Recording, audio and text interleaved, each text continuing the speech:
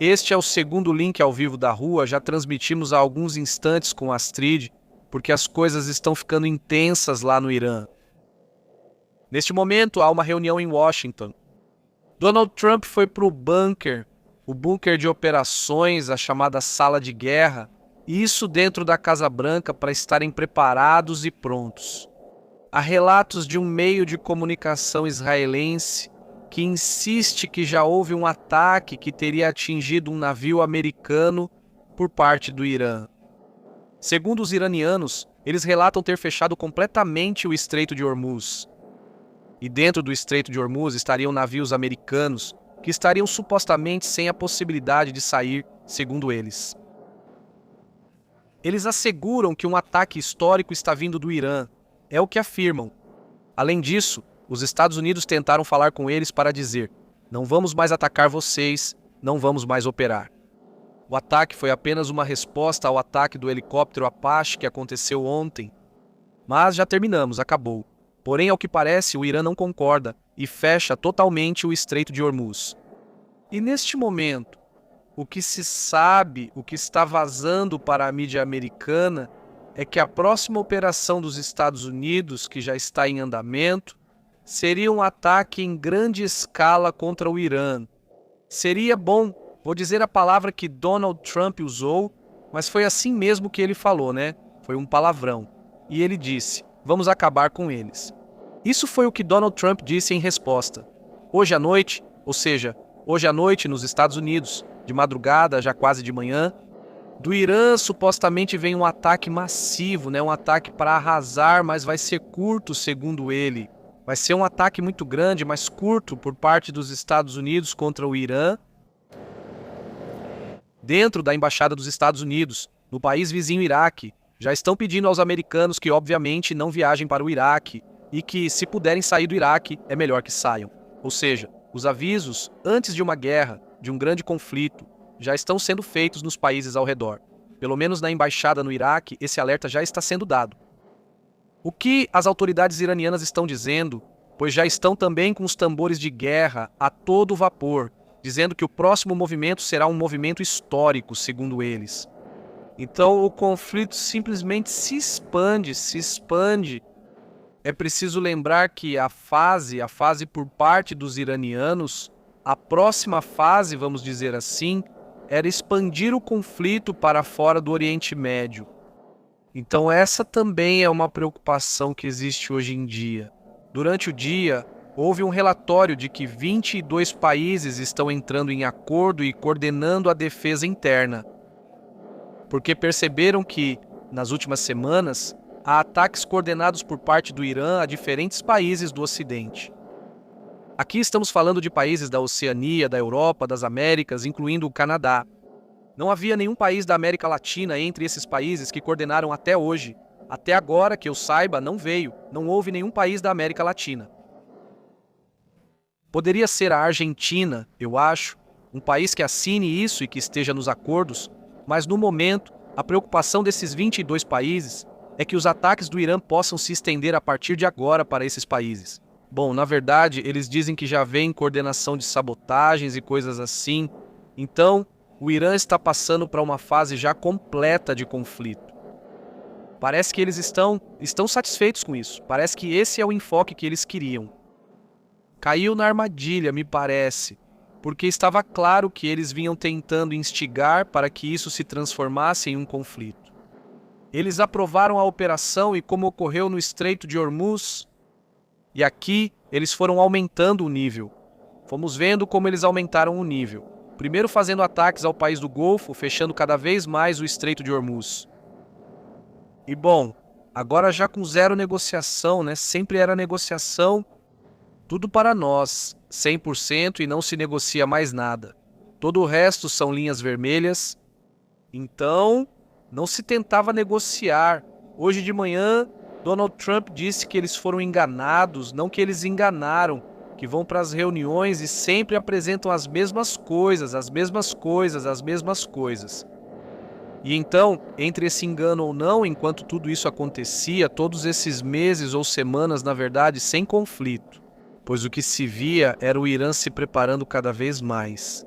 e que tentava fazer alianças com a Rússia, com a China, até mesmo com o Omã e com os Houthis, que os Houthis, aliás, já retomaram também os ataques a partir do Iêmen. Então, neste momento, né, o que se observa é uma reunião urgente, supostamente ataques que vêm em direção a diferentes pontos. Um ataque ou relato de ataque a um navio americano ainda precisa ser confirmado. Apesar da divulgação por um meio israelense sério, é preciso aguardar todos os detalhes. Por enquanto, o que me chama a atenção é que nem o Irã e nem os Estados Unidos confirmaram esse ataque. O que realmente me faz pensar que o ataque aconteceu é o fato de já estarem em uma reunião de emergência por parte de Donald Trump, pensando que ele mesmo anuncia que vem uma operação massiva, ou seja, uma operação já, segundo ele, em grande escala, mas curta em duração. Isso é o que promete, digamos, Donald Trump. Apesar de que o MAGA e os mais próximos de Trump, aqueles que o apoiaram, estão totalmente contra esse conflito. Inclusive, hoje foi informado que os Estados Unidos poderiam fazer uma convocação obrigatória de mobilização para a guerra para os jovens, ou seja, se isso realmente acontecesse, seria totalmente impopular. Se por si só já é uma guerra impopular, isso poderia ser ainda mais impopular. Então, fique atento a esse assunto e, como você bem disse também, ou seja, em plena Copa do Mundo, saúde BSK, como você tem estado, muito bem. Exatamente, ou seja, em pleno Mundial, a um dia da inauguração do Mundial. Esse é o pior cenário pensado para uma Copa do Mundo como esta, na qual já sabemos. A jogada do Irã nunca foi uma guerra simétrica, mas sim o contrário. Uma guerra totalmente fora das, digamos, das regras, não é? Eles sabem que é a única maneira que tem de pressionar. E por isso mesmo, a aposta que os Estados Unidos estão fazendo era primeiro negociar a todo custo e, bom, não foi possível, né? Algo foi iniciado, mas depois queriam parar antes da Copa do Mundo e, evidentemente, os iranianos perceberam que os Estados Unidos estavam com pressa de negociar por causa da Copa, então disseram que não iam negociar. E isso, claro, tem um custo, né? As guerras. O fato de terem eliminado Ali Khamenei tem um custo. O fato de que até hoje, veja só em que dia estávamos, já um dia antes da Copa do Mundo, e que não tenha aparecido nenhuma única vez o líder supremo Mustafa Khamenei, nenhuma única vez ele apareceu em público, nem sequer se ouviu a voz dele. Fala-se que ou eles estão em uma paranoia total, ou Mokhtar Khamenei simplesmente está quase impossibilitado de operar, não é? Mas há relatórios de inteligência dos Estados Unidos que dizem que ele realmente está envolvido nas operações e que realmente participa da tomada de decisões. Então, a inteligência americana, vejam só, deve saber de algo, já que Mustafa aparentemente realmente está em funções como tem estado. Olá, Panderita, boa noite a toda a comunidade que está chegando. Então, é assim que as coisas estão, né? Obviamente, acho que esse vai ser um dos temas principais para a live de hoje à noite, eu acho que sim. E obviamente, já atualizando com o que for possível e confirmando o que se sabe, o que for sendo descoberto, vai ser uma noite talvez intensa e prévia a uma Copa do Mundo, com, imagino eu, um dos esquemas de segurança mais intensos que já houve na história. Porque, bom, não sei se há algum precedente de um conflito desse nível e que esteja acontecendo um evento desse tipo, né? Um evento global, no fim das contas, esse tipo de evento fica para a história. Não é qualquer coisa. A inauguração é no México. Obviamente estão usando dezenas de milhares de soldados no México, estão, claro, prontos para isso. Na verdade, estamos bem ao lado de uma base militar e estávamos agora há pouco vendo lá fora os soldados marchando. Então, bom, esse assunto é super interessante. Evidentemente, vamos ficar atentos a essa situação e vamos acompanhando conforme as horas forem passando, principalmente durante as primeiras horas dessa reunião urgente. Eu acredito, penso eu, que já vai ser revelado qual é a operação de Trump. No final das contas, a operação vai ser supostamente direcionada a objetivos que já estavam estabelecidos. Não sei se a próxima fase vai ser aquela que Trump tinha prometido de atacar a ilha de Karg o que eu acho que seria um tema que talvez não teria mais volta, né? Ou seja, há ataques. Quais seriam os ataques que não têm, ou seja, que seriam ver se seria possível operar para atacar e derrubar o regime. Acredito que isso já teria sido feito, então eles não devem ter essa possibilidade. Ou seja, eles têm bunkers suficientes nas montanhas para se proteger por muito tempo? Então essa parte eu acho que não. O fato de Donald Trump ir e falar essas palavras muito inadequadas, bem fora de lugar para um presidente, sinceramente me faz pensar que há um certo grau de desespero, sabe? Como querer mostrar força quando você se sente muito fraco. Aí você quer mostrar muita força e grita, mas isso ainda te faz parecer mais fraco. Então eu penso, sabe? Que tipo, se fosse um Trump um pouco mais silencioso na hora das operações de guerra, eu acho que seria mais impactante. Cuidado, Trump já está em silêncio e pode surpreender, mas normalmente ele fala e grita muito. E as operações costumam ser muito menores do que as que eu fiz. O mesmo fazem os ayatolás, os dos ayatolás sempre exageram muito. Agora mesmo eles estão fazendo isso. Estão dizendo, vem aí uma resposta histórica, vamos ver se é uma resposta histórica ou não, porque já falaram e falaram de muitas respostas históricas o tempo todo, e não acontece absolutamente nada, né? Então, nesse sentido também não tem, exageram muito. Essa tem sido a dinâmica que existe, mas tudo bem, eu estarei.